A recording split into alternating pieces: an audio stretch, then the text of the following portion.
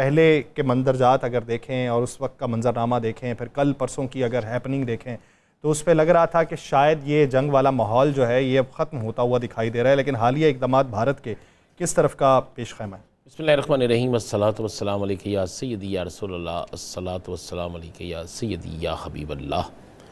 ताजदार ख़ुत्बे नबूवत जिंदाबाद जिंदाबाद। यासर, मुझे एक बात तो बता दें, आज कितने दिन हो गए इस वाक़े को?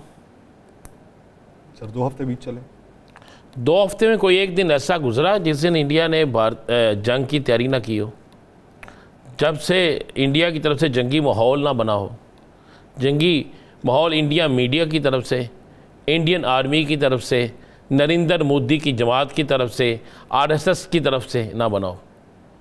तो यार इनको एंजॉय करें। मैंने कल भी आपसे कहा था कि अगर भारत जो करेगा ना वो काम करेगा जो कि यार गद्दार और मक्कार दुश्मन करता है, वो आज उसने किया ना।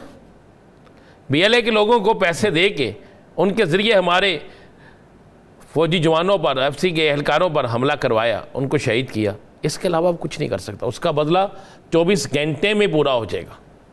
24 घंटे भी ज़्यादा है।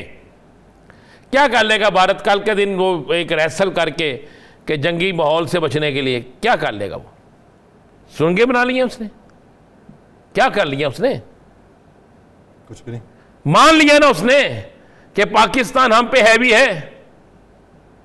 मान लिया ना उसने कि जनाब पाकिस्तान हम पे अगर हम हमला करते हैं, पाकिस्तान जवाबी हमला करता है, तो हमने किस तरह बचना है। यानी इसको पता है कि पाकिस्तान का जवाबी हमला इतना खौफनाक होगा कि इन्हें बचने के लिए ज़ेरे ज़मीन जाना पड़ेगा।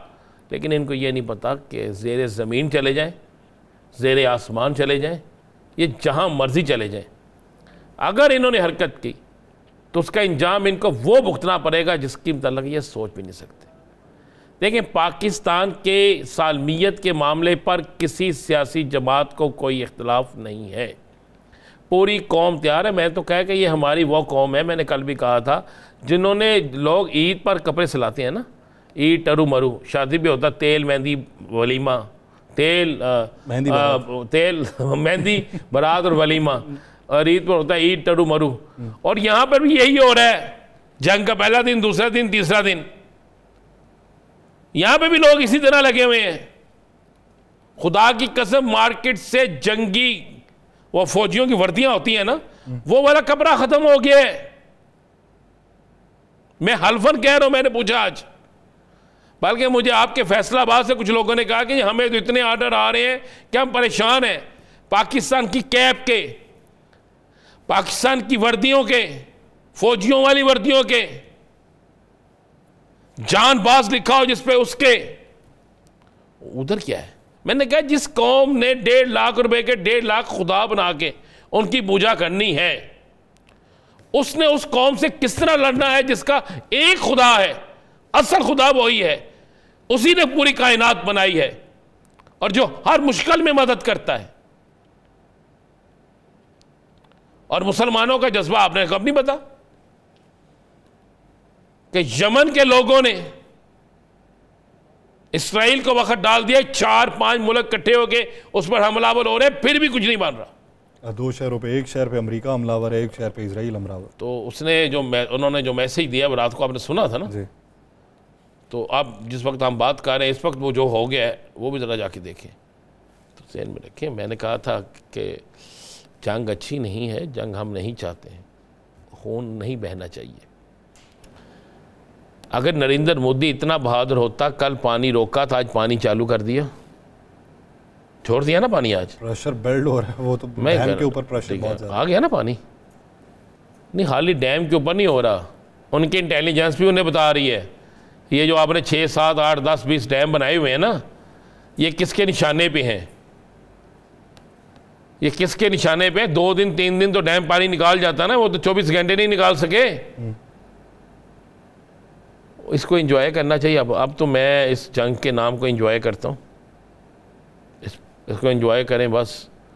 और इनकी जो दहशतगर्दी की वारदातें हैं उसका हम जवाब देंगे और इंशाल्लाह भरपूर तरीके से देंगे। राना साहब, अंदरूनी तौर पे वो जो इस वक्त उनको एक किस्म की बगावत का सामना है, उसके असरात कैसे देख रहे हैं? देखें, हमेशा ज़हन में रखिए, जब मुल्क कमज़ोर हो, और मुल्क कमज़ोर कब होते हैं? जब मुल्क के ऊपर ज़बरदस्ती किसी का कब्ज़ा करवाया जाए, जब ज़बरदस्ती हुकूमतें करवाई जाए, जब जबरन हुकूमतें किसी मुल्कों में हों जैसा भारत में है, जब जबरन वहाँ पे मज़हब के नाम पर कत्ल व गारत की जाए, जब आवाम की राय का एहतराम ना किया जाए, तो फिर उन मुल्कों के अंदर तहरीकें बनती हैं। खालिस्तान तहरीक बन गई, असम की तहरीक बन गई, तमिलनाडु की तहरीक बन गई, वहाँ पे कश्मीर की तहरीक बन गई। 11 तहरीकें वहाँ पे मौजूद हैं। और उन हालात में जब उन्होंने देखा, उस वक्त एक एक को ये मारते थे, लड़ते थे, बल्कि बहुत से इलाके तो ऐसे हैं जहाँ पर भारतीय फौजी भी नहीं जाते थे डरते हुए। तो अब उनको मौका मिल गया। अब 4 वज़ीर आला तो इंडिया के जो है बरमला इस बात पे कह चुके हैं, नरेंद्र मोदी को खुली सुना चुके हैं, 4 वज़ीर आला। और उसके बाद वहाँ के लोगों ने अपना रद्द-ए-अमल देना शुरू कर दिया। सिखों ने कहा तुसे सुलंघ के दाओ तो रैप लेना वजन गल करना। सुनने में तो ये भी है कि बीजेपी के अंदर से बड़ा प्रेशर है मोदी की जगह योगी को लाने का। मैंने आपसे उस दिन प्रोग्राम में कहा था 2 चीज़ें हैं। नरेंद्र मोदी जंग करे फिर भी जाएगा, नरेंद्र मोदी जंग ना करे फिर भी जाएगा। कुछ चीज़ें जो होती हैं ना, कुछ लोग ताकत के नशे में सरचार होते हैं ना, ताकत के नशे में पागल होते हैं, तो फिर वो इसी तरह होता है। जिन मुल्कों के अंदर, मैं फिर वो कह रहा हूँ, जो मुल्क अंदर से खोखले हो जाएं, जिनके अंदर आवाम की बात ना सुनी जाए, वहाँ पर फिर ऐसे ही होता है।